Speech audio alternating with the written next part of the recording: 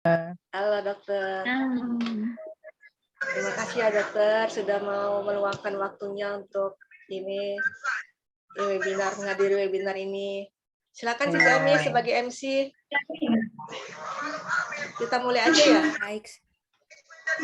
Terima kasih Sisi atas waktu yang diberikan. Selamat sore Dokter Ella. Selamat sore Pak Yudin, Kak Sisi dan teman-teman yang sudah bersedia gabung pada sore hari ini. Semoga semuanya dalam keadaan sehat selalu.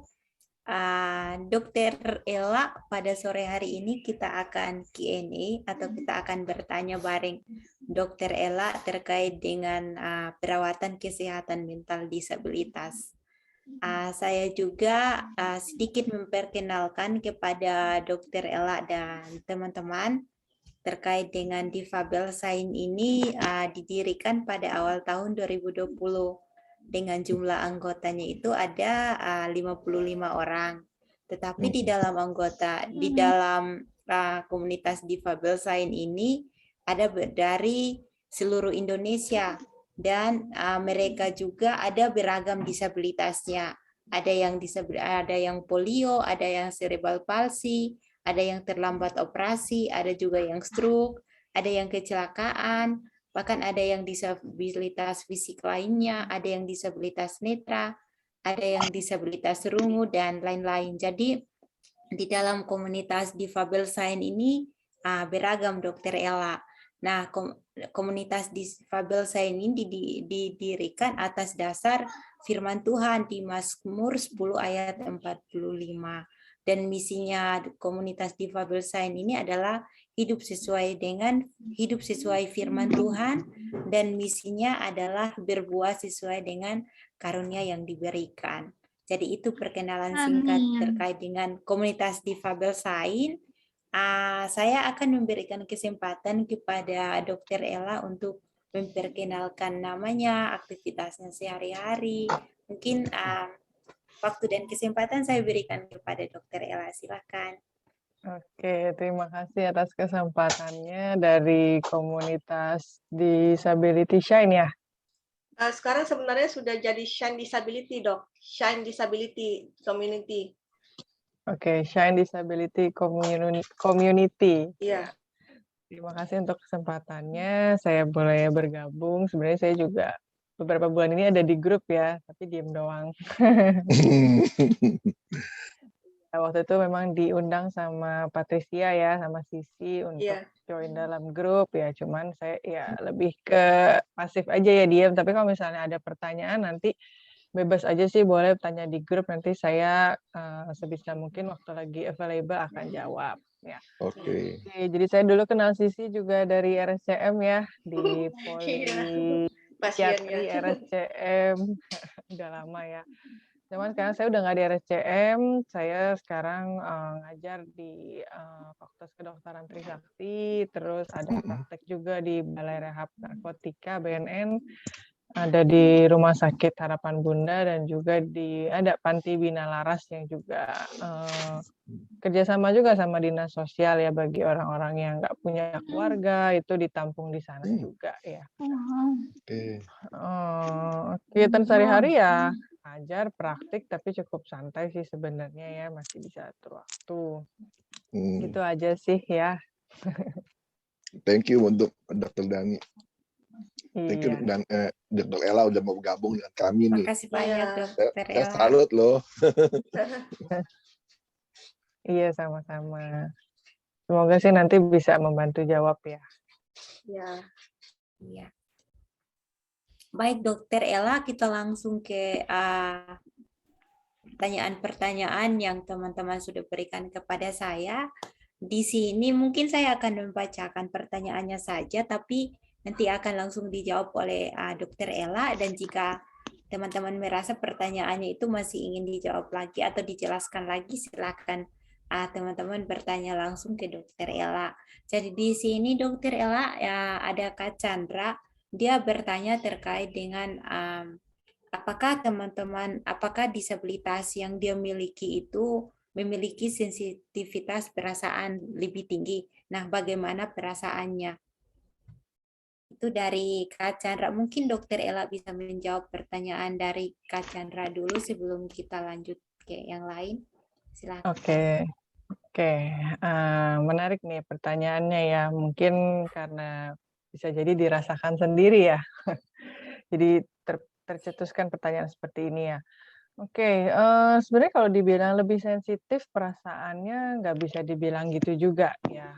Karena memang masing-masing orang berbeda-beda, bisa aja orang-orang yang tanpa disabilitas pun juga lebih sensitif gitu ya. Karena sebenarnya sensitif atau enggak itu lebih ke faktor kepribadian juga. Banyak faktornya ya, pola asuh, kepribadian ya, riwayat trauma, masa kecil, seperti apa dididiknya gitu ya dari kecil sampai dewasa sampai usia saat ini itu pengaruh sekali ya. Jadi nggak hanya karena faktor adanya disabilitas atau enggak.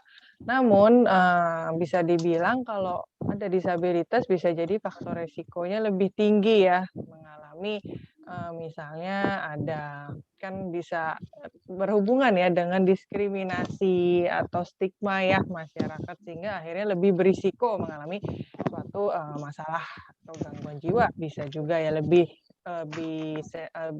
risikonya lebih tinggi untuk mengalami misalnya gangguan cemas atau gangguan depresi seperti itu. Tapi kalau dibilang lebih sensitif atau enggak bisa dibilang gitu ya tadi ya karena terlalu banyak faktor yang berkontribusi. Gitu. Nah, dari tadi yang Dokter Ella sebutkan itu bagaimana cara mengatasinya? Misalnya kalau dia mungkin berdekatan dengan teman-teman yang agak sedikit jahil gitu kan, orangnya ada teman-teman disabilitas itu kan ada yang sensitivitasnya itu berbeda-beda, Dok. Jadi misalnya dia kalau teman-teman didekati itu ada yang mudah marah. Nah, itu cara mengatasinya itu seperti apa tuh, Dokter? Maksudnya misalnya sesama teman saling ngisengin gitu, terus akhirnya yang satunya Iya, jadi marah. iya. Oke. Nah, yang pasti sih sebenarnya ya kalau kita sebaiknya nih ya kan udah kenal nih dalam satu komunitas yang sama, teman main atau saudara gitu ya kan kita kemungkinan udah tahu nih orangnya masing-masing kayak apa. Sebenarnya kalau kita udah tahu orangnya tuh gampang marah atau lebih sensitif ya sebaiknya sih pertama pencegahan dulu, dicegah jangan sampai dilakukan. Itu pertama sebaiknya ya, jangan mulai dulu ngisengin tuh orang, jangan atau mulai ngeritik kan mungkin kalau dikritik jadi marah gitu ya atau bukan cuma kritik ya tapi menyinggung ya menyinggung masalah disabilitasnya misalnya orangnya nggak bisa jalan terus kita nyinggung dasar misalnya lu nggak bisa jalan itu kan sensitif sekali ya komentar seperti itu. Nah itu juga sebaiknya memang dihindari hal-hal seperti itu kan bisa dibayangkan kalau sebaliknya kita digituin juga pastinya nggak nyaman gitu ya. Nah, berikutnya kalau misalnya ternyata sudah terjadi, bagaimana gitu ya? Ya yang perlu mengelola adalah yang menjadi korbannya ya dalam tanda kutip ya, orang yang diisengin atau dijailin perlu juga untuk mengelola gitu ya. Nah, ini juga mungkin nanti bisa terkait ke pertanyaan-pertanyaan lainnya ya, gimana sih mengelola emosi atau mengelola supaya nggak gampang marah, tersinggung. Sebenarnya perlu dipikirin lagi aja sih gitu kira-kira kadang-kadang kita jadinya suka overthinking ya. Misalnya, aduh kok dia bilang saya itu kok jelek gitu ya. Bener nggak sih saya jelek, saya terus jadi kepikiran, jadi kita ngerasa rendah diri dan lain-lain. Coba challenge deh pikiran itu. Bener nggak sih saya jelek atau kok bener nggak sih saya nggak berharga? Bener nggak sih nggak ada yang sayang sama saya? Bener nggak gitu? Coba kita cari bukti sebaliknya gitu. Kita coba lihat ada nggak sih bukti-bukti yang mengarahkan kepada itu? Misalnya kalau emang nggak ada yang sayang sama saya, kok saya lihat di keluarga masih pada care sama saya, orang tua saya masih mau ngurus saya, orang tua saya misalnya masih mau bantu merawat, memandikan mungkin ya, atau bawa ke rumah sakit. Selain orang tua juga masih ada komunitas seperti ini kan juga bisa saling membangun dan mendukung juga ya. Kadang-kadang kita juga bisa lihat, oh ternyata masih ada teman-teman yang juga sama kayak saya mengalami hal yang sama sih gitu ya. Dan mereka fine juga. Jadi sebenarnya ya bukan berarti nggak berharga atau nggak oke gitu. Gitu ya, mencoba men-challenge. Dan yang pasti jangan langsung berespons dulu ya. sebelum kita mau langsung marah atau mau langsung maki-maki teman kita coba diem dulu, menunda gitu ya. Ini cara yang paling ampuh juga sebelum marah-marah atau banting barang dan lain-lain gitu ya. Kalau lagi kesel, coba menunda dulu ya. Sebelum mau ngomong A gitu, udah mau ngatain lagi, balik kita coba diem dulu, tunda selama minimal 10 detik ya. Coba hitung sambil hitung 1, 2, 3 sampai 10 gitu ya. Kalau masih kesel juga hitung lagi 1 lagi sampai 10 gitu ya. Nanti akan hilang. Biasanya sih dalam 5-10 menit pasti akan mereda juga emosinya. Jadi jangan langsung dilampiasin, ditunda dulu. Kira-kira gitu ya.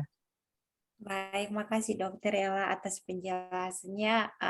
Belajar untuk mengontrol emosi kita ya Dokter Ella, dan tidak menjadikan kekurangan teman kita untuk menjadi bahan ejekan. Lalu di sini ada pertanyaan kedua dari Kakak Luki.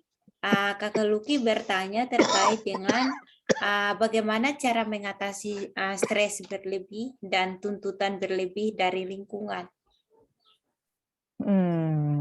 Oke. Nah, kalau stres dan tuntutan itu hal yang berbeda ya. Kalau tuntutan dari lingkungan mungkin ada ya, misalnya. Tapi ini sebenarnya perlu contoh juga sih dari orangnya seperti apa baiknya gitu ya. Tapi kalau stres itu adalah akibat ya, akibat bukan penyebab gitu ya. Kalau tadi pertanyaannya seperti itu, sebenarnya harusnya stres itu adalah akibat. Jadi misalnya ada tuntutan A itu membuat kita jadi stres gitu ya. Akhirnya dengan jadi stres kita jadi nggak bisa kerja atau nggak bisa aktivitas gitu ya. Seperti itu ya. Pertama mungkin kita bisa pilah-pilah kali ya, menentukan prioritas gitu ya. Kalau misalnya tuntutannya banyak, ada 100, kita tahu nggak bisa gitu ya. Coba dipilah dulu mana yang paling penting gitu ya, menetapkan prioritas, mana yang paling penting, mana yang perlu lebih cepat diselesaikan deadline-nya gitu ya. Jadi itulah yang dikerjakan lebih dahulu gitu ya, tentukan prioritas, lalu tentukan juga kapasitas kita gitu ya. Kalau kita tahu kita nggak bisa nih ngerjain 100, kita bisanya berapa? Kita yang tentukan gitu. Oke, saya bisanya cuma 75. Ya udah, nggak apa-apa, kerjain aja 75 itu yang kita bisa, yang kita kerjakan gitu. Jangan terlalu mempush juga diri sendiri. Tapi tetapkan prioritas, jadwal diatur juga gitu. Baik, kalau Ki, bagaimana dengan pertanyaannya? Apakah sudah sangat terbantu atau masih ingin tanyakan lagi ke Dokter Ella? Silakan, saya berikan mic-nya ke Kak Luki. Halo, Kak Luki. Halo, ya, sudah cukup, Iya, terima kasih. Oh, oke. Makasih, Kak Luki. Ini kita lanjut lagi ke Kak, siapa ini? Kak Brigita. Nah, di sini Kak Brigita bertanya terkait dengan bagaimana cara backup mental kita menghadapi efek dari obat-obatan autoimun. Oke, boleh dikasih contoh nih dari Kak Brigita. Contohnya Oh ya, obatnya apa, kebetulan terus efeknya apa? Kak Brigita kebetulan hadir di sini. Saya berikan kesempatan kepada Kak Brigita untuk menyampaikan langsung atau Ya, halo Kak silakan. Brigita. Ya, selamat silakan. sore dokter, selamat sore juga teman-teman. Jadi gini dokter, maksud saya, jadi kayak kemarin saya pengaruh minum steroid itu kan efeknya tulang saya jadi mudah rapuh ya. Jadi sekarang saya jadi osteoporosis dini. Jadi saya kemarin keserimpet karpet kantor sedikit, ternyata saya tangannya patah gitu. Jadi saya harus infus bonpar setiap sebulan sekali. Itu aja sih dokter. Jadi saya agak kaget dengan yang seperti itu. Kemudian juga karena steroid rambut saya rontok, kemudian badan jadi bengkak, seperti itu aja yang saya agak stres dengan itu. Oke. Tapi dampak dari stres ini terus gimana Kak? Dalam arti aktivitas apakah jadi terganggu juga, terus jadinya merasanya seperti apa gitu? Aktivitasnya terganggu sekarang, akhir-akhir ini saya agak susah berjalan.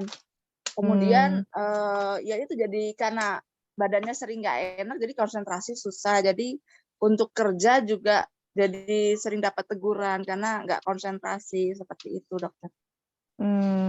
Oke. Itu akibat dari efek obatnya yang mengakibatkan berbagai efek sehingga akhirnya jadi sulit kerja juga nih, gitu sekarang ya. Iya. Oke, tadi pertanyaannya balik lagi gimana? Kak Gimana Eni? backup mental kita gitu kalau untuk menghadapi yang shock-shock seperti itu. Jadi kayak efek-efek obat seperti itu. Oke.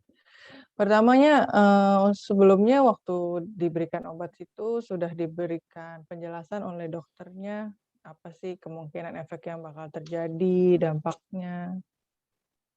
Sudah. Sudah ya. Cuma memang saya nggak menyangka ternyata sampai serapuh itu gitu. Jadi ternyata sampai separah itu gitu. Jadi saya bolak-balik ke rumah sakit sebulan bisa berkali-kali seperti itu. Oke. Tapi untuk dari apa ya masalah autoimunnya sendiri masih ada gejala nggak ya? Sekarang masih, kaki saya sekarang sering bengkak, kemudian kalau dari duduk ke berdiri itu saya nggak bisa jalan, atau tidur terus berjalan itu susah. Oke, jadi memang masalahnya masih cukup kompleks ya, sehingga memang masih tetap butuh obat-obat prednison gitu ya, metilprednisolon ya. Iya, Oke, dosisnya cukup tinggi ya. iya. Oke. Memang sebelumnya kan dokternya sudah menjelaskan ya efek-efek obatnya, kemungkinan dampaknya seperti apa. Kemarin saya juga dapat pasien yang sama juga nih, menderita SLE dan juga sama kasusnya sama Kak Brigita nih, SLE, minum obat prednison juga atau metilprednisolon seperti itu ya, dampaknya jadi nggak nyaman sekali gitu ya, akhirnya juga jadi stres, pekerjaan terganggu, ngurus anak terganggu dan lain-lain gitu ya. Oke, sama ya sebenarnya kasusnya apa sih yang kita bisa lakukan untuk membackup ya? Oke, ini unik sih pertanyaan membackup gitu ya, berjaga-jaga ya berarti. Berarti sebenarnya ini kan backup plan, udah ada dong plan utamanya apa? Iya, jadi ya kayak gitu sih dok. Maksudnya kadang badan kita itu bengkak. Cuma orang itu banyak yang nggak tahu gitu loh. Kenapa kita bengkak? Jadi kadang kamu bengkak karena badannya gendut karena banyak makan ya seperti itu. Padahal saya nggak makannya nggak banyak. Jadi saya gampang tersinggung gitu. Oke. Iya, satu ya. Ini kayaknya tadi juga nanti ada pertanyaan yang mirip juga akhirnya nyambung nih. Tentang komentar orang lain juga ya. Sebenarnya itu hal-hal yang mungkin kita nggak bisa kontrol ya. Bukan mungkin, Ya, memang kita nggak bisa kontrol ya. Orang juga nggak tahu kondisi kita seperti apa. Memang yang paling tahu kondisi kita ya kita sendiri ya. Oke, sekarang kita tahu bahwa kita memang mengidap suatu penyakit autoimun, kondisinya minum obat ini bisa bikin bengkak, muka juga bengkak ya. Sakitnya sendiri juga bisa bikin badan bengkak-bengkak ya. Memang paling pertama perlu dilakukan adalah penerimaan diri dulu sih ya. Itu pertama ya, acceptance ya. Penerimaan diri, kondisi ini, kenapa sih kita harus mendapat penyakit seperti ini gitu ya. Itu kita mencoba terima dulu, oke ya memang saya ternyata harus mengalami hal seperti ini ya, mungkin kejadiannya hanya 1% di dunia kali ya yang mengalami hal seperti saya. Tapi ya sudah gitu ya, kalau saya harus mengalami ini, kalau mau marah-marah terus ini juga percuma kan misalnya gitu ya. Oke, saya mau nggak mau harus terima nih. Oke, pertama itu acceptance dulu ya dengan kondisi kita. Nah, dengan kita bisa menerima, biasanya kita juga jadi bisa lebih gampang beradaptasi dengan hal-hal yang datang baru nih ya. Oke, hal yang nggak terduga datang lagi nih. Misalnya ternyata ada efek obat yang bikin saya jadi gampang patah tulang gitu ya. Oke, yang penting sih sebelumnya tadi makanya kan Brigita sudah diinfokan dulu sama dokternya memang ada kemungkinan efek-efek ini. Jadi nggak terlalu kaget gitu ya. Kedua ya coba lagi, belajar lagi, ingat lagi, oh iya ya memang ada efek-efek seperti ini yang bakal bisa bikin nggak enak. Oke, saya tapi mesti jalanin gitu ya, mesti terima juga supaya saya bisa nggak marah-marah dengan keadaan gitu ya, karena ya memang itu kunci utamanya mencoba accepting kondisi ini supaya kita nggak jadi tersinggung atau marah dengan orang-orang. Gitu sih. Ya, kedua ya memang juga perlu perkumpulan dengan komunitas yang juga mengalami hal yang sama ya. Mungkin kalau komunitas yang Shine Disability Community ini kan luas ya, kondisinya luas gitu ya. Mungkin perlu juga Brigita ikut komunitas sesama yang mengalami penyakit autoimun yang sama gitu. Misalnya SLE ya ikut ya grup SLE gitu. Jadi kan bisa sharing juga tuh sesama grup itu. Biasanya dengan sesama komunitas yang sama kan akan memberikan penguatan juga gitu dengan hal-hal yang dialami ya. Mungkin kalau saya yang ngomong nih, oh kamu memang pertama harus terima gitu kan. Tapi mungkin Kak Brigita mikir, lu enak nggak ngalamin kayak gue nih gitu. Nah, maka itu perlu juga dengan komunitas yang sama juga, yaitu sesama pengidap penyakit autoimun yang sama gitu. Terima Itu kasih dari dokter. saya sih ya.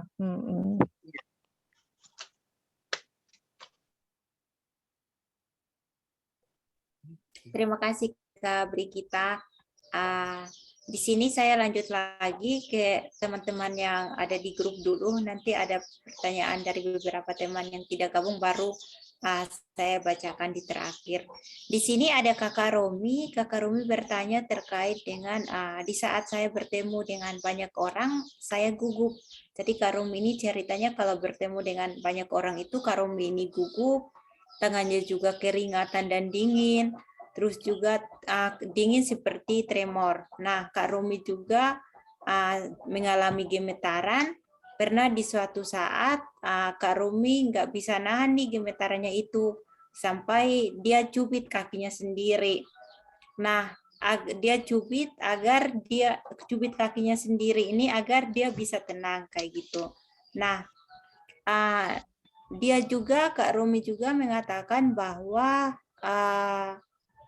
ketika Kak Romi ini gugup, kadang Kak Romi tidak bisa mengontrol buang air kecilnya dan hal itu yang membuat Kak Romi ini panik. Nah, kadang ketika Kak Romi sedang duduk di depan rumah, jika Kak Romi melihat seseorang dari jauh dan akan lewat depan rumahnya Kak Romi akan buru-buru masuk ke dalam rumah dengan kursi rodanya itu. Dan Kak Romi juga tidak ingin menegur atau ditegur orang yang akan lewat tersebut. Nah, pertanyaannya Kak Romi, apa penyebab hal yang saya alami di atas dan bagaimana solusinya? Itu dokter. Oke, terima kasih ya pertanyaannya. Nah, ini saya perlu klarifikasi juga nih dari Kak Romi ya. Sebenarnya ini dialamin sejak kapan gitu ya? Apakah memang sejak baru-baru ini atau sudah sejak lama, maksudnya dalam arti mengalami disabilitas dulu, lalu setelah kosong begitu lama baru mengalami hal seperti ini, atau memang dari awal disabilitas sudah mengalami hal seperti ini? Ya, Terus sudah mulai aku alami sejak tamat SMP tahun 2017. Terus sejak tamat SMP aku nggak ngelanjut sekolah dulu kan. Aku diam di rumah sampai saat ini, nggak kemana-mana sejak itu. Oke. Sejak SMP itu tamat SMP, sejak diam di rumah terus gitu ya? Iya. Kak Romi? Iya.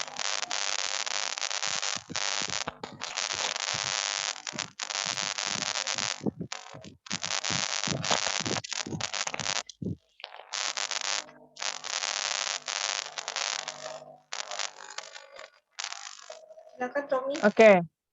Baik, silakan Dr. Elsa.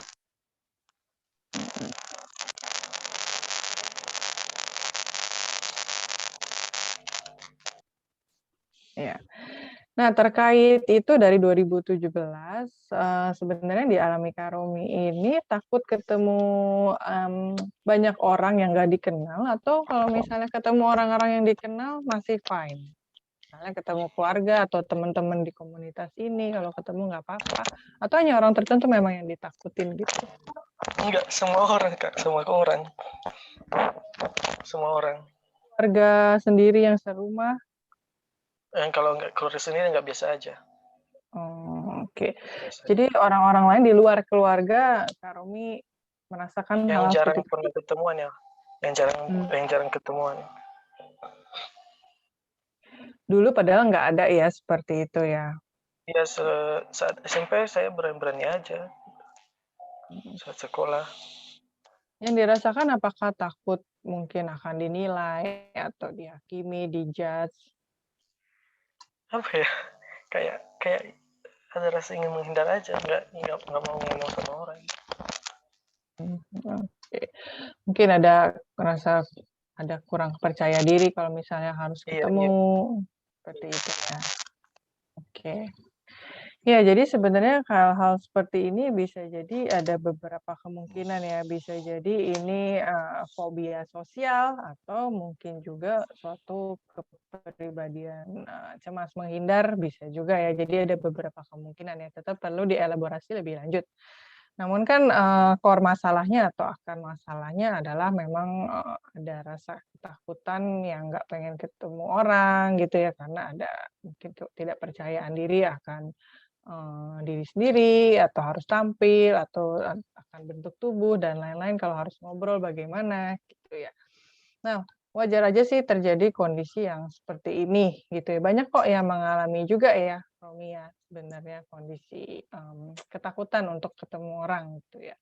Sehingga timbulnya gejalanya betul seperti tadi berdebar-debar, misalnya keringat dingin, sesak napas ya.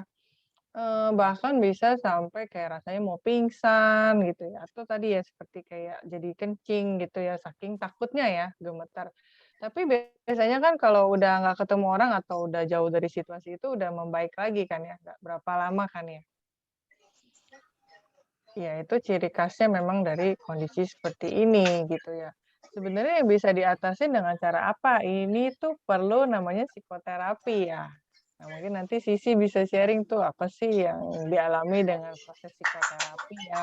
Iya. Baiknya sih ya misalnya per bulan gitu ya, atau per 2 minggu sekali kalau ada waktu ada yang bisa nganterin, bisa gitu ya sama psikiater ya untuk diajarin cara-cara karena ini nggak mungkin sekali ketemuan harus berkali-kali berkelanjutan gitu ya karena butuh proses. Tapi mungkin kalau kesulitan yang bisa dilakukan di rumah nih ya sambil latihan di rumah, Romi bisa coba lakukan namanya exposure gitu ya. Apa ya? Exposure itu memaparkan diri dengan situasi yang ditakutkan tapi secara perlahan ya dengan bertingkat gitu ya nggak harus langsung ketemu orang gitu ya bisa langsung kencing nanti kan bisa ketakutan banget tapi pelan-pelan gitu ya misalnya nanti Romi coba deh tulis gitu ya di kertas atau di buku gitu ya 1 sampai 10 situasi-situasi apa aja yang paling ditakutin gitu ya misalnya 1 ketemu keluar rumah, kedua ngobrol doang gitu ya. Misalnya ketiga cuma dari telepon tapi orang yang nggak dikenal, atau keempat misalnya video call dengan orang yang nggak pernah ditemuin. Ya, video call kan nggak ketemu langsung, cuman dari video aja gitu ya. Nah, nanti bisa diurutin gitu dari situasi-situasi yang ditakutkan nomor 1 sampai 10 gitu misalnya. Yang paling ringan sampai yang paling nomor 10 yang paling ditakutkan. Nah, dicoba dulu dari yang nomor 1 yang paling ringan, yang paling kita rasa oke deh saya paling nggak gitu takut untuk coba lakukan itu. Jadi itu dulu yang bisa dilakukan. Nomor 1, nomor 2, sampai nanti terakhir kalau udah berhasil ya nomor 10 gitu. Jadi perlahan-lahan secara bertingkat gitu ya. Memaparkan diri dengan situasi yang ditakutkan pelan-pelan. Atau kalau bisa juga dimulai dari membayangkan dulu gitu ya, membayangkan dulu, memvisualisasikan video call gitu ya, menampilkan muka Romi gitu misalnya di depan orang. Bayangin dulu kalau rasanya udah nyaman, baru coba beneran dilakukan yang tadi nomor 1 sampai 10 itu yang mungkin bisa dicoba nanti ya. Seperti itu. Oh ya. Iya dokter. Yang Paham.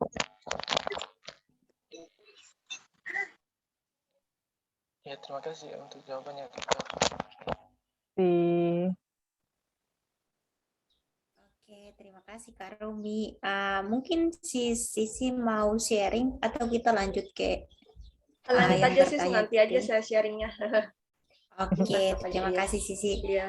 Di sini ada pertanyaan lagi nih Dokter Ella dari Kak Maria Oktora.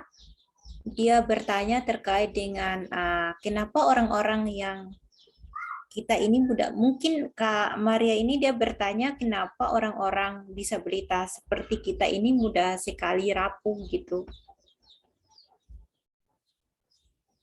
Oke, ya mungkin ini juga sebenarnya jawabannya terkait yang tadi ya, mirip ya, bahwa ya memang orang-orang yang mengalami disabilitas lebih berisiko ya mengalami kondisi-kondisi misalnya tadi depresi atau gangguan cemas gitu ya, atau yang paling gampang adalah gangguan penyesuaian awalnya ya, kan pasti menyesuaikan diri juga, misalnya awalnya tadinya nggak mengalami seperti ini, terus tiba-tiba tahu kondisi ini gitu ya, terus akhirnya mengalami gejala-gejala seperti ini gitu ya, kaget ya, jadinya ada namanya gangguan penyesuaian juga bisa gitu ya. Ya, jadi itu memang lebih berisiko. Kedua, ya faktor lingkungan juga kali ya. Lingkungan jadinya kan bisa jadi menstigma gitu ya. Kita kok kamu misalnya nggak bisa ini atau itu gitu ya. Jadi kan kesannya kita jadi di stigma atau bisa juga ada yang ekstrim sampai didiskriminasi juga gitu ya. Sehingga kan itu bisa jadi stresor ya. Memang kondisi-kondisi dari lingkungan itu kan jadi stresor dari luar ya, eksternal yang bisa memicu kondisi masalah kejiwaan juga gitu. Itu sih faktor-faktor yang berkontribusi. Baik, terima kasih Dokter Ella. Di sini ada pertanyaan lagi dari Ibu Deborah terkait dengan apakah Ibu Deborah apakah saya pribadi dengan kondisi sakit yang mengalami disabilitas sudah lama, apa bisa sembuh? Mungkin Dokter Ella bisa menjawab pertanyaannya Ibu Deborah, karena Ibu Deborah ini dia tidak ada di Zoom juga seperti yang saya lihat. Tapi kita coba untuk menjawab terkait dengan kondisi disabilitasnya itu, apakah dia bisa sembuh? Oke, nah saya nggak bisa jawab nih, nggak tahu soalnya gangguan yang dialami apa. Mungkin ada yang tahu Bu Deborah ini Ibu mengalami Deborah kondisi ini apa? menderita penyakit autoimun multiple sclerosis, Dok. Dan di Oh, kursi oke. roda. Oke. Ya, kalau misalnya penyakit autoimun sih memang nggak bisa sembuh gitu ya. Memang udah bawaan dari lahir dan nggak bisa disembuhkan ya. Tapi bisa progresnya diperlambat gitu ya. Perburukannya bisa diperlambat gitu ya, atau dicegah gitu ya. Sehingga nggak terjadi kondisi yang lebih buruk lagi atau lebih parah atau bahkan sampai mengalami komplikasi ya. Tapi sejujurnya sih ya bisa dijawab bahwa ya nggak sembuh, tapi bisa diobati gitu ya, untuk dicegah perburukannya.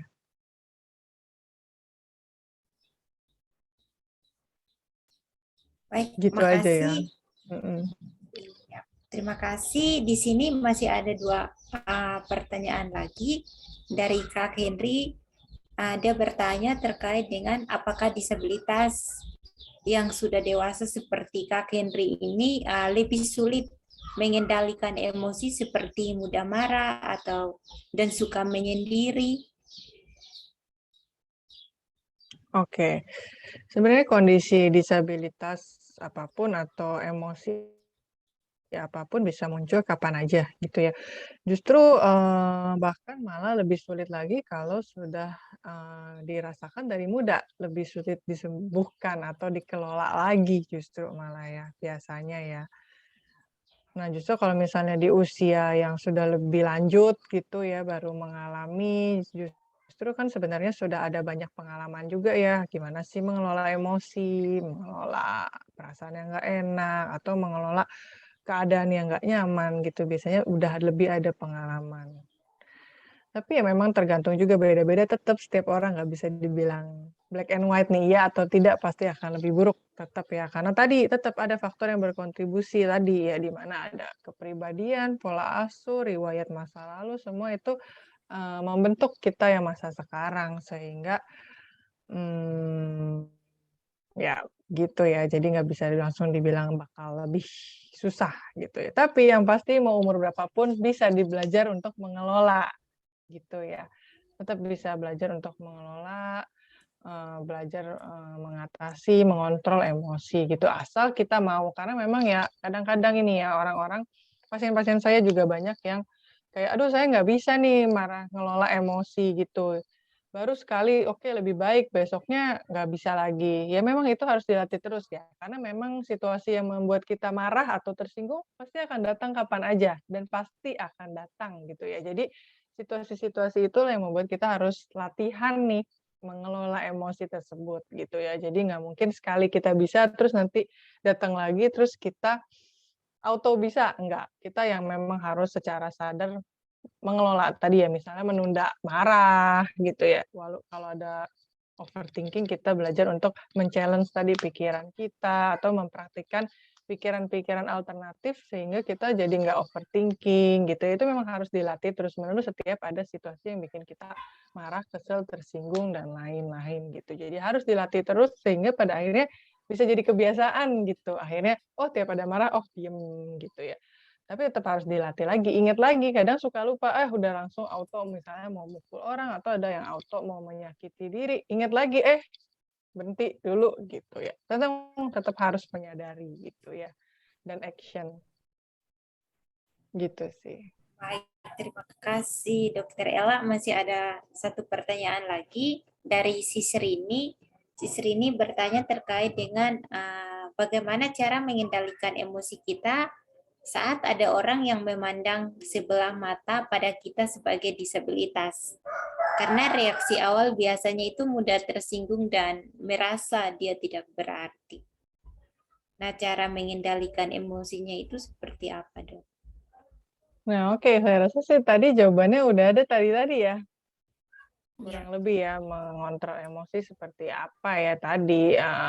Stop dulu sebelum bertindak, coba dipikirkan lagi apakah memang betul yang orang katakan gitu kan. Yang penting kan apa kata saya tentang saya gitu ya.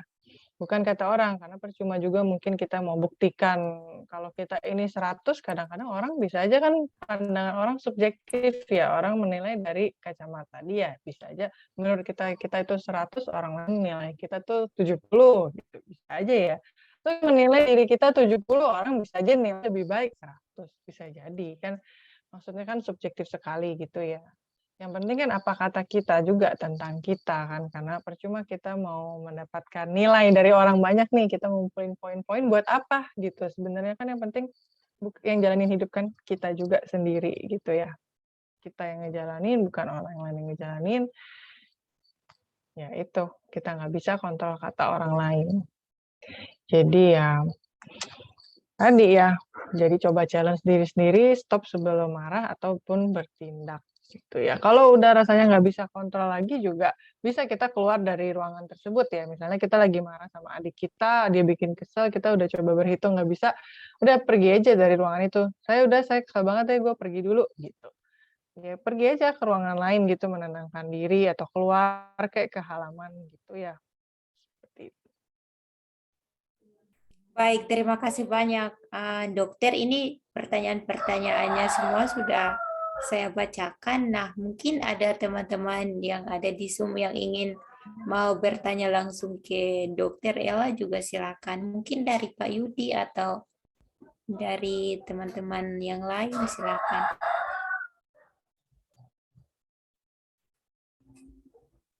Saya belum kepikiran.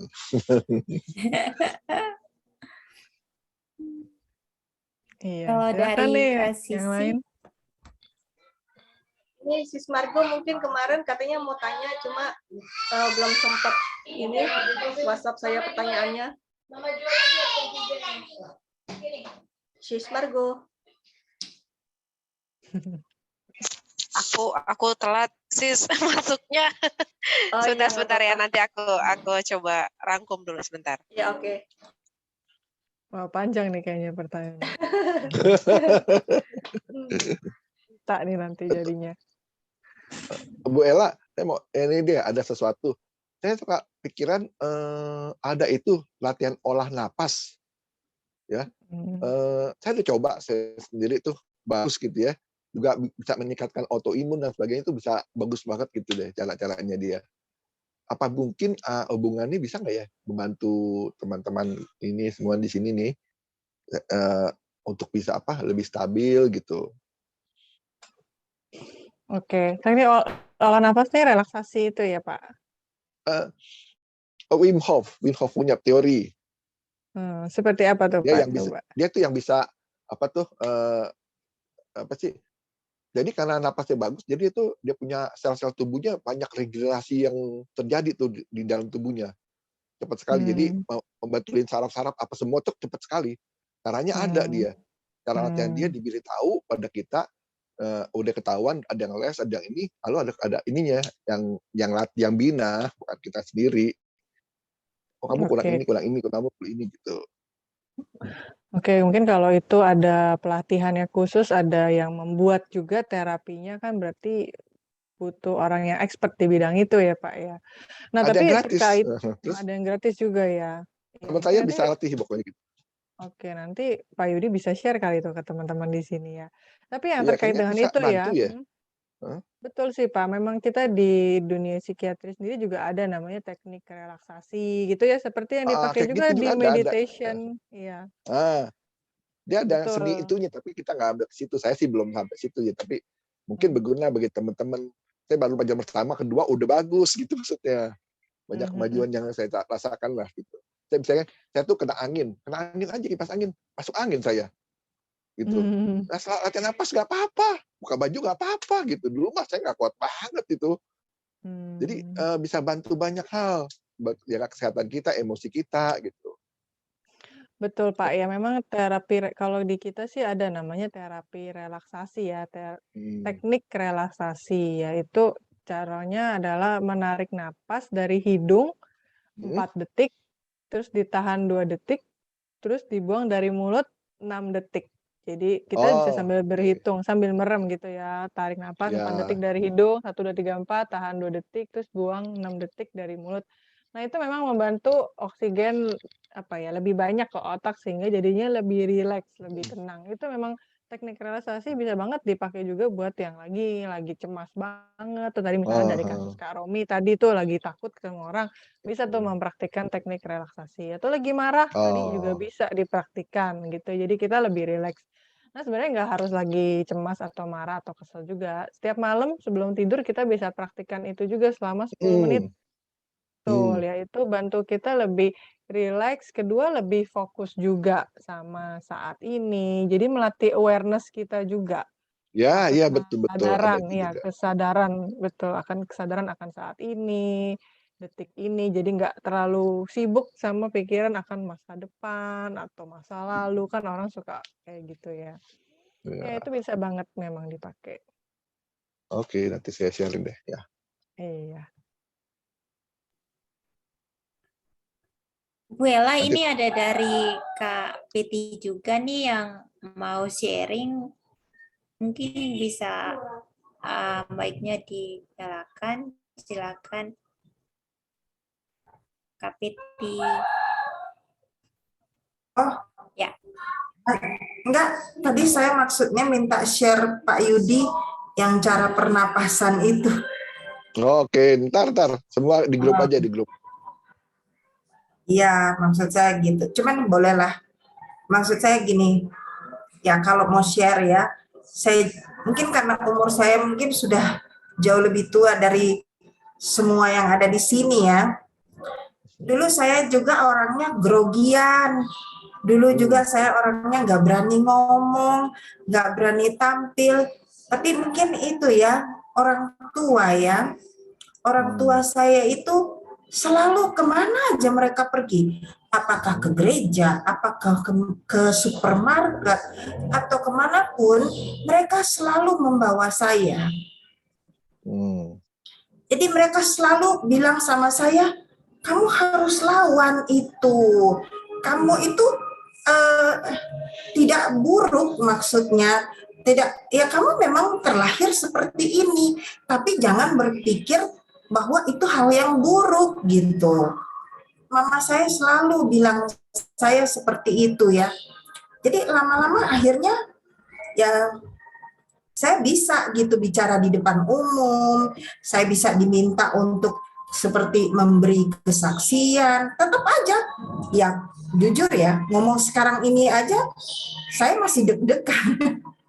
Tapi saya bisa lawan itu, maksudnya ya, saya bisa lawan itu dan saya bisa berbicara di depan teman-teman semuanya. Satu hal lagi ya, saya itu dulu takut sekali sama anak kecil. Anak kecil itu kalau ngelihat ke saya itu kayak ngelihat monster. Kalau saya deketin mereka lari sampai nangis. Seperti itu. Jadi saya kalau lihat anak kecil langsung saya yang duluan tunduk gitu, pura-pura nggak ngelihat gitu ya. Tapi terus saya lawan itu. Jadi sekarang saya malah kalau lihat anak kecil, saya sini liatin deh kursi rodanya kakak kayak gini loh, hebat loh kursi rodanya kakak. Saya bikin kayak begitu. Akhirnya mereka mau gitu mendekati saya gitu, dan saya merasa oh mereka nggak merasa saya monster lagi ya gitu, karena saya yang manggil mereka sini deh liatin ya liatin. Atau kadang-kadang saya ambil pulpen, saya pegang pakai kaki, saya bilang gini, liatin kakak bisa lo pegang pakai kaki, kamu bisa enggak? Nah jadi saya lawan dengan hal-hal seperti itu gitu ya. Dan itulah yang selalu diajarkan oleh mama saya. Dia bilang, kamu memang tidak bisa pakai tangan, tapi kamu bisa pakai kaki. Dia bilang seperti itu. Dan sekitar 10-12 tahun yang lalu, saya ini sebenarnya pernah menjadi guru dari sekolah anak-anak berbakat selama 3,5 tahun. Jadi disitulah saya berjuang untuk melawan juga. Pertama anak-anak itu nggak mau diajar sama saya gitu ya. Mereka pada lari ketakutan gitu. Tapi saya lawan gitu. Saya dibayar untuk ngajar di situ ya. Terus saya bilang, ayo dong kita coba yuk gitu. Saya nggak mau menunjukkan ketakutan saya walaupun sebenarnya saya takut gitu ya. Saya bilang ayo kita main bareng yuk. Seperti itu. Bahkan saya pernah tantang murid-murid saya itu untuk melukis bareng pakai kaki. Ada beberapa yang malah nangis saya suruh pakai kaki gitu. Tapi saya bilang nggak apa-apa. Dia seperti merasa bahwa itu menghina saya mungkin ya. Saya pikir seperti itu. Tapi lama-lama akhirnya mereka sayang semua sama saya. Dan sekarang saya ini guru di gereja saya. Jadi saya guru anak-anak di gereja saya. Saya ngajar anak-anak, saya ngajar kerajinan tangan, dan juga saya ngajar cerita-cerita Alkitab. Seperti itu. Ya mungkin ya sebelum saya ngajar, tetap aja seminggu sebelumnya saya pelajari dulu materinya, terus saya berdoa, saya bilang Tuhan, tolong saya mau ngajar, tolong supaya saya dapat mengajar dengan baik. Ya, saya pikir doa itu juga banyak sekali membantu untuk rasa percaya diri saya. Ya, terima kasih. Ya, mungkin yang dibilang Kapit itu ada benarnya juga sih. Kalau diingat-ingat, aku terakhir keluar rumah itu bulan September tahun lalu. Nah itu, kamu harus lawan itu. Kamu harus lawan dengan tiba-tiba langsung berdoa. Tutup mata sebentar atau nggak usah tutup mata, berdoa. Terus bilang Tuhan aku mau berjuang. Nah seperti itu gitu. Iya Kak, terima kasih sharingnya. Iya. Tapi Romi jago nyanyi loh, hebat nyanyinya. Bener, saya seneng. Iya, nah Romi bisa menyanyi, itu bisa diperjuangkan dengan cara menyanyi. Aku bisa nyanyi, belum tentu semua orang bisa menyanyi. Apalagi saya, kalau saya sampai nyanyi, kayaknya grup ini bisa bubar deh. Iya Kak Peti. Iya, suaranya bagus Romi. Itu kamu harus dapat tanamkan di dalam hati kamu. Siap, Dan siap. alat musiknya bagus juga dia. Bisa Iya, menghibur. betul Pak Yudi. Oh, ada Makasih. raise hand nih tuh. Ya, di sini ada Kak Maria sama Kak Putu yang sudah resen. Saya berikan kesempatan kepada Kak Maria dulu. Silakan Kak Maria. Ya, halo. Halo. Halo Kak. Selamat sore semuanya. Sore. Perkenalkan, nama saya Maria Goretti, cuman biasa dipanggil sama Sisi Margo. Ya, gini, aku tadi mau ada sedikit pertanyaan buat dokter ya. Masih ada nggak dokter? Ada. Masih ada. Ada ya. Halo. Oke. Ya dok, 5 tahun lalu saya mengalami kecelakaan yang membuat saya menjadi paraplegia. Nah, di sini mungkin puji Tuhannya mungkin karena semangat saya yang kebablasan ya di luar planet, jadi mungkin saya enggak mengalami yang harus bertahun-tahun harus di rumah dulu atau introvert atau apapun. Puji Tuhannya sih itu. Cuman kalau kita ngomongin masalah emosi, ya saya mengalami tingkat emosi. Suaranya boleh kencengin dikit, Oh, oke. kurang kedengar. Segini Iya, kedengeran Iya. nggak Kak? Oke. iya, makasih. Bentar, speakernya saya telan dulu ya. Oke. Oke, Oh, ada kalau echo, bisa. ada echo dia. Ya, soalnya saya pakai headset dan kebetulan saya lagi di luar. Gini, kebetulan saya tuh mengalami nggak tahu deh kalau ngomongin depresi, nggak tahu karena saya nggak pernah sampai yang harus ke psikolog atau ke psikiater gitu. Cuman kalau dilihat tingkat emosi saya makin tinggi, iya gitu kelihatan. Kelihatannya tuh mungkin ya dikit-dikit gampang marah, dikit-dikit gampang marah. Nah, saya mulai beralih ke olahraga nih dok, ceritanya. Nah, tapi di olahraga di sini itu entah kenapa saya lebih gampang teriak. Ya, entah misalkan kalau lagi main basket ngelempar bola nggak masuk, ya umpatan-umpatan lah gitu kan yang padahal dulu juga nggak pernah seperti itu gitu. Nah sekarang itu keluar dengan sendirinya. Pertama itu saya mau tanya apakah itu masih di batas normalkah? Gitu. Nah yang kedua, apakah kalau misalkan tahun 2020 waktu pandemi saya sempat mengalami yang namanya insomnia gitu. Saya kan orang yang kalau orang Jawa bilang saya pecicilan. Jadi ketika nggak ngapa-ngapain, walaupun kondisinya di kursi roda, saya nggak ngapa-ngapain, saya jadi malah bingung sendiri dan akhirnya malah dapat insom.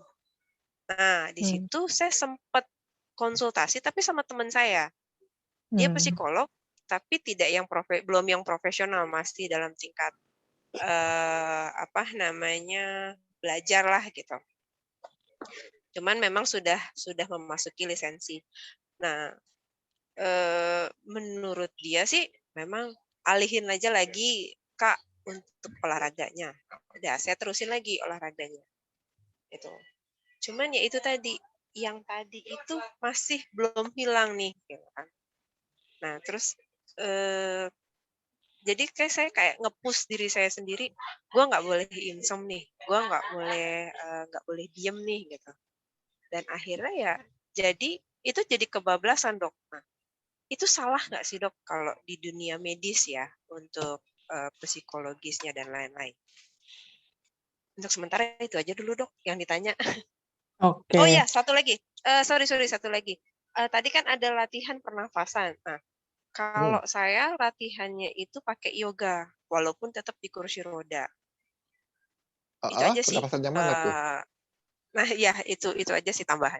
Terima kasih dok. Oke. Yang ketiga apa? Jadi kalau yoga terus ada pertanyaan atau? Tadi pertanyaannya kalau ketika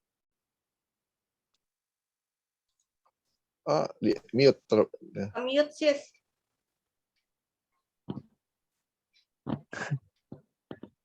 Cismar ya. Sorry, soalnya tadi ada telepon masuk. Oh, oke. Jadi di olahraga ini saya tetap, maksudnya saya mencoba untuk yang aktif dan tidak terlalu memikirkan sakit atau tidak terlalu, pokoknya yang penting saya karena ingat tadi teman saya tadi ngomong, Kak lu harus punya kegiatan olahraga ya lu terusin aja.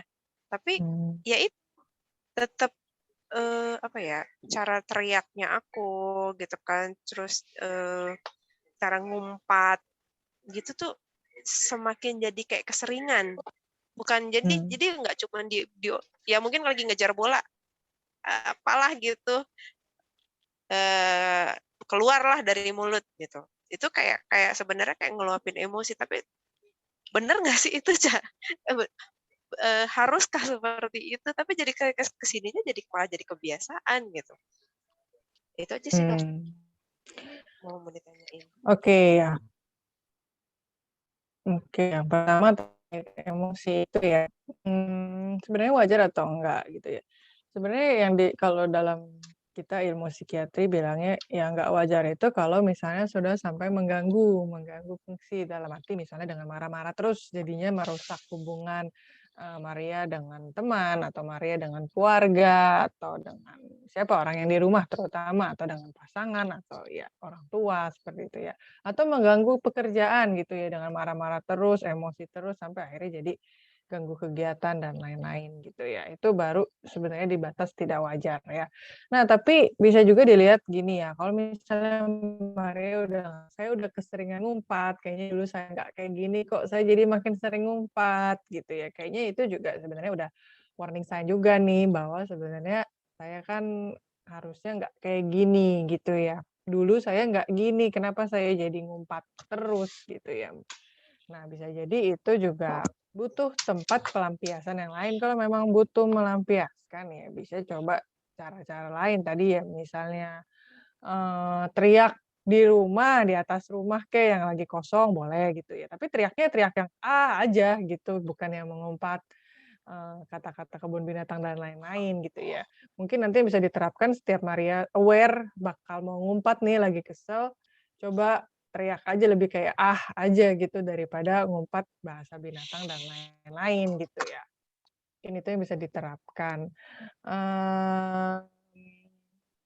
Kedua tadi terkait insomnia ya, memang pada masa pandemi itu perubahan yang drastis juga ya buat banyak orang gitu ya, buat semua orang di dunia ini ya. Dan itu memang dampak insomnia juga sering terjadi ya. Yang lain juga ada depresi dan gangguan cemas itu juga yang paling besar juga terjadi pada masa pandemi ini dialami oleh banyak orang ya. Insomnia juga ya mungkin karena banyak di rumah, nggak ada kegiatan dan lain-lain ya. Mungkin yang bisa kita lakukan selain tadi saran yang tadi dari psikolog temennya, itu baik kita bisa tetap aktif, aktivitas apapun yang biasanya kita lakukan tetap dijalankan ya. Jadi rutinitas kita tetap jalan, jangan sampai berhenti gitu ya.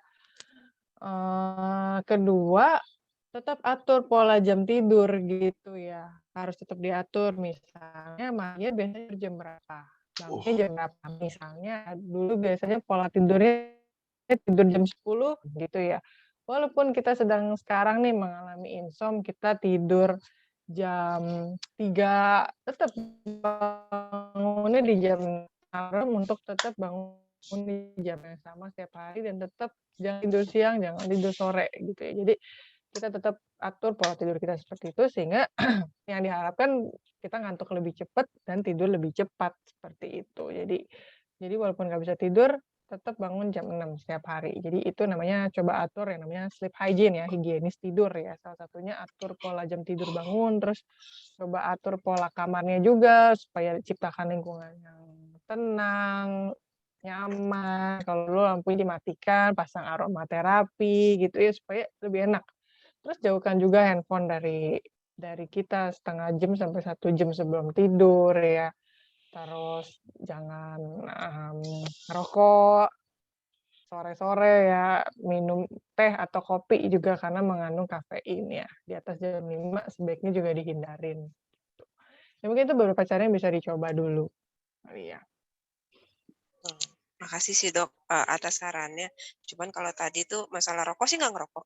Cuman karena saya jualan kopi, saya tetap harus minum kopi malam-malam. Nah, itu bisa juga kan jadi faktor ya, karena Kafein tetap Enggak sih, ya. sebenarnya gini dok, kalau untuk saya yang sudah terbiasa mungkin ya dengan kopi, karena setiap hari saya harus kalibrasi kopi kan ya. Bagi saya sih sebenarnya kalau untuk kopi sendiri, saya nggak ada masalah gitu. Saya mau minum berapapun, kalau ngantuk ya udah tidur aja gitu. Tapi ketika saya nggak punya aktivitas, misalkan nih lagi libur, saya nggak ada jadwal latihan atau jadwal ke warung gitu kan. Jadi ya udah malah jadinya tidurnya bener-bener yang ntar jam 3 baru tidur, ntar jam 4 baru tidur gitu kan. Itu ya udah sekarang jadi yang kebiasaan. Tapi kalau ketika aktivitas, ya udah jam 12 nyampe rumah ya tidur langsung. Nah, jam 1 sampai rumah atau jam 9 sampai rumah langsung tidur gitu. Bingungnya di situ doang. Cuman ya sudahlah, dinikmatin. Gitu sih, Oke, ya Dok. berarti mungkin tipenya harus aktif ya. Iya, Kalau makanya. memang udah Cuman ya itu tipenya harus yang jadi aktif.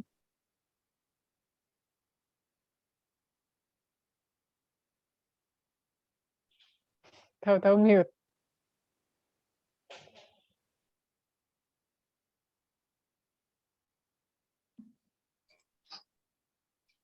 Margo.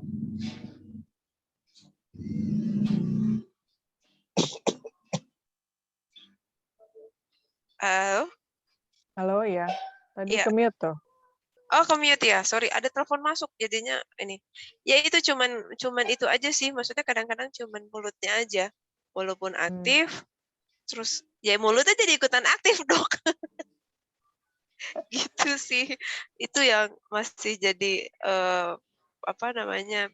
Bukan beban sih, tapi cuma pemikiran aja. Ini sehat nggak sih ya kalau kayak begini gitu. Psikologis gue sebenarnya bagus nggak sih? Cuman gitu aja sih, Dok. Oke ya, kalau misalnya umpatan yang kayak gitu bola nggak masuk, itu sih sebenarnya wajar-wajar aja ya. Cuman kalau misalnya ngomongnya jadi bahasa yang kasar, itu kan yang mungkin jadinya nggak baik juga ya. Kalau umpatan kasar. Itu yang tadi bisa coba diganti waktu sadar mau ngumpat, coba ngumpatnya yang aja gitu ya. Oke. Aku coba deh. Thank you ya, Dok ya, atas masukannya. Baik. Dok, di sini masih ada 2 orang yang resen. Ada Kak Putu nih. Silakan Kak Putu kalau mau bertanya. Ya, Ya, silakan Kakak. Di sini saya tidak, tetapi lebih ke bersharing ada. Ya, silakan. Nah, saya kan disabilitas itu sejak kecil, umur 7 tahun. Nah, kecilnya tuh saya nggak ada masalah sih sama mental saya, karena dari awal almarhum bapak saya tuh sering ngajak saya keluar rumah. Memang di awal-awal saya nggak mau ngomong sama orang, pokoknya pendiam. Kalau orang itu ngomong ke saya cuma gitu ada jawabnya sambil mengangguk gitu. Tapi pas di saat saya dewasa itu baru sedikit kelihatan. Tapi itu saya menganggapnya biasa aja sih. Yang saya alamin tuh gini. Saya kan dirumahkan. Nah, setelah dirumahkan, kan akhirnya saya punya cita-cita. Oh, ya udah kalau saya dirumahkan, coba buat kerajinan tangan dari seti es krim. Saya kan udah lama diam di yayasan.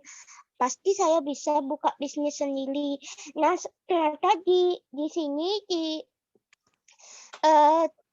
saat saya ngekos itu mama saya tuh ternyata berjanji ini siapapun yang membantu mama untuk mencarikan kos dan membayarkan selama beberapa bulan sampai ia mendapat kerja, mama rela bantu-bantu di orang tersebut meskipun mama nggak dapat gaji kan gitu.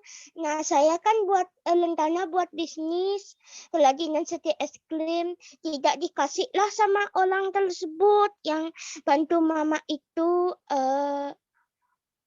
katanya jangan kamu nanti merepotkan mamamu gitu. Akhirnya saya udah deh beralih ke profesi yang lain.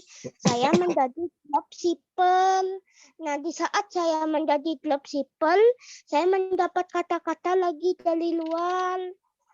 Ada orang yang berkata, jangan kamu beli barang dari dia, nanti kamu menyusahkan dirimu sendiri. Lalu pernah ada kejadian, ada tetangga saya di sini. Dia tuh kan berjanji kalau suaminya dapat rezeki, kalau suaminya dapat kerjaan, dia bakalan beli produknya saya. Nah, setelah suaminya itu dapat kerja, dia malah berubah pikiran, nggak mau beli produk saya karena alasan takut merepotkan diri saya takut merepotkan dirinya sendiri gitu. Nah, yang jadi masalah tuh karena saya nggak dikasih kesempatan gitu untuk mengekspresikan kemandirian saya, akhirnya saya di sini nggak mau ngapa-ngapain. Saya cuma sibuk mengambil kesibukan lain, ya ikut SEM lah, pelatihan demi pelatihan saya ikuti, giveaway demi giveaway, bahkan saya nulis buku, udah nerbitin 2 buku saya gitu. Tapi saya di rumah nggak mau ngambil kerjaan karena alasannya pernah kan saya dulu belum bisa masak sama sekali, nasi habis, terus mama saya kan keluar, akhirnya saya mencoba untuk masak sendiri, tapi mama malah tidak kasih, katanya besok-besok kamu jangan masak lagi gitu. Pikiran saya tuh gini, mungkin dia udah terpengaruh sama masyarakat, masa dia nggak mengizinkan saya, padahal mamanya kan pernah satu yayasan diam sama saya, kok mamanya kayak seolah-olah nggak percaya kalau saya bisa mandiri. Akhirnya semenjak itu mau saya ngelihat baju di kasur, mau ngelihat kamar kotor, apa nggak mau kerja saya. Itu ada sharingnya. Oke, makasih sharingnya. Terima kasih banyak. Jadi ini Untuk nggak perlu jawaban dong ya. ya, karena tadinya sharing. Di sini ada Kak Stevi juga. Silakan Kak Stevi. Ya, terima kasih Elmi untuk kesempatannya. Ya, Shalom Dr. Eva, salam kenal dari saya, Stevi. Gini, saya kan sudah mengalami penerimaan diri ya. Dan setelah saya mengalami penerimaan diri, ada satu hal yang membuat saya makin lebih percaya diri, yaitu saya berkenalan dengan stand up comedy ya. Jadi dari stand up comedy itu saya belajar teknik-tekniknya sedikit demi sedikit, dan itu memang benar, itu membuat saya makin percaya diri. Artinya saya semakin bisa menerima kelemahan-kelemahan saya, bahkan kelemahan-kelemahan saya itu bisa saya eksplor menjadi satu joke tanpa menyakiti diri saya sama sekali gitu. Dan itu yang saya rasakan. Dan stand up comedy yang saya pilih alirannya adalah yang smart joke ya, bukan yang joke-joke yang menjurus ke hal-hal yang tidak baik gitu ya, atau yang dark joke gitu. Kira-kira pengaruhnya apakah memang cukup signifikan untuk komedi ini bagi seorang disabilitas? Kemudian adakah jenis-jenis komedi yang harus kita pilih? Itu aja. Terima kasih, Dok.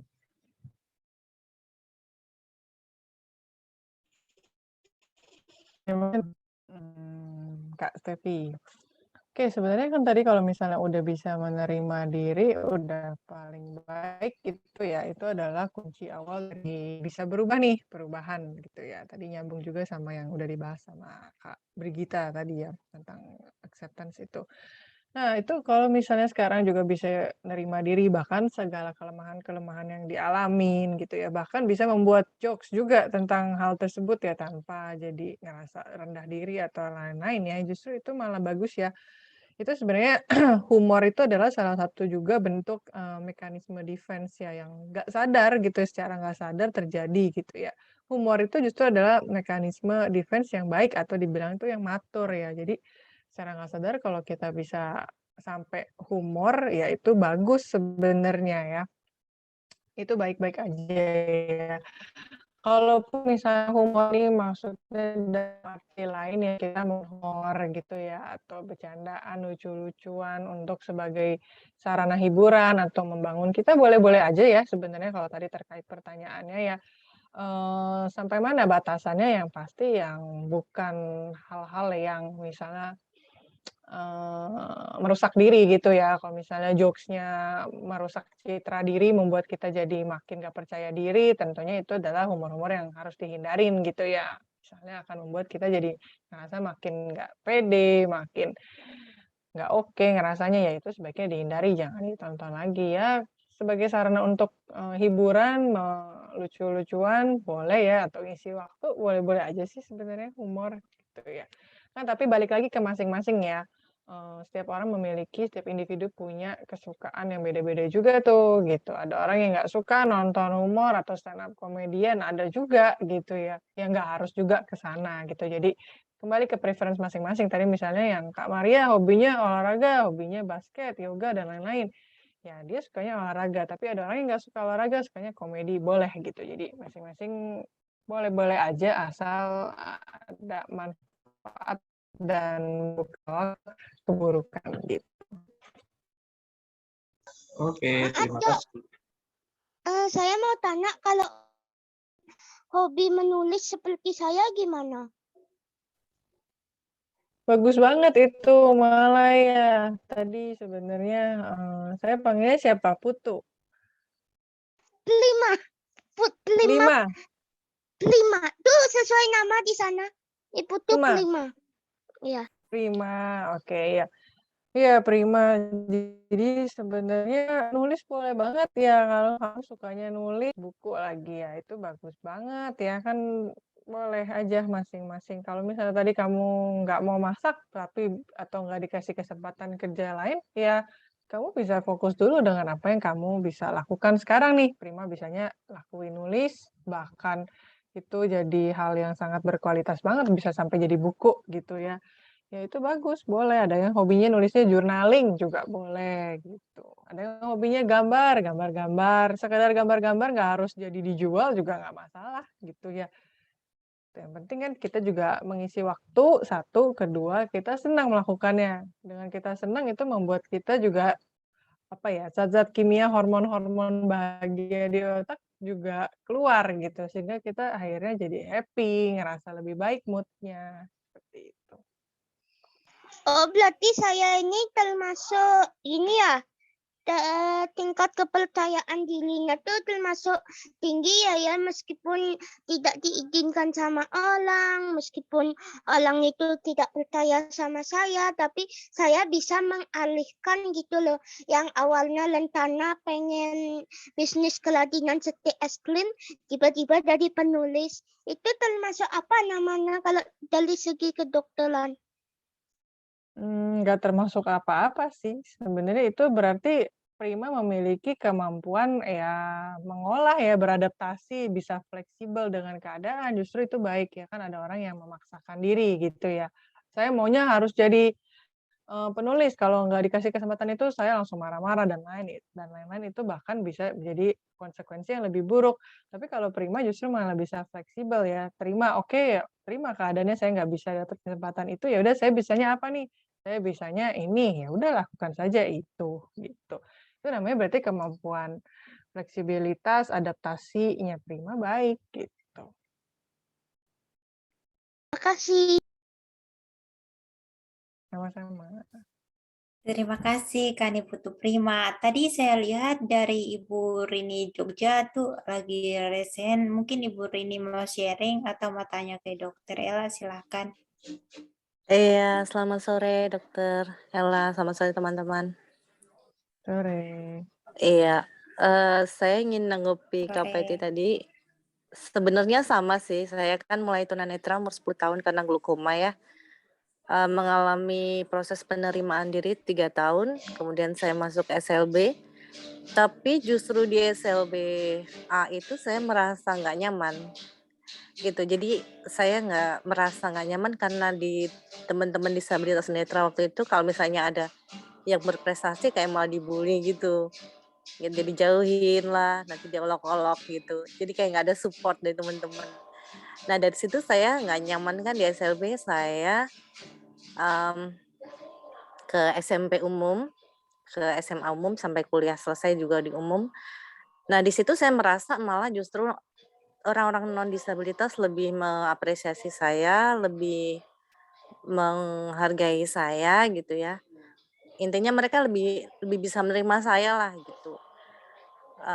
Dan jadi kayak gimana ya, saya baru ngerasa nyaman dengan teman-teman disabilitas ketika saya di Jakarta gitu ya, bergiat dengan teman-teman di Leticia, di situ saya baru ngerasa nyaman gitu.